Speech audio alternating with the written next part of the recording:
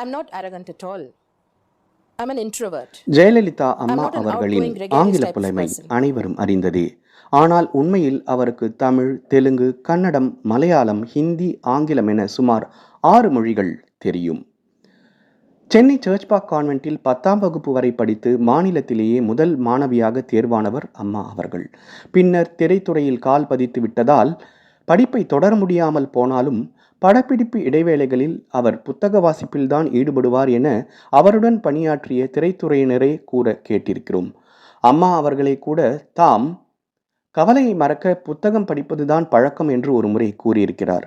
இப்படி அவரது விசாலமான புத்தக வாசிப்பின் விளைவாக அவர் முதல்வராக பணியாற்றிய போது எல்லா துறைகளின் மீதும் ஒரு பரந்துபட்ட பார்வையும் அந்த துறைகளை பற்றிய ஆழ்ந்த அறிவும் கொண்டிருந்தார். அண்ணாவிற்கு பிறகு அரசியலில் பேரறிஞர் என்றால் அது அம்மாதான்.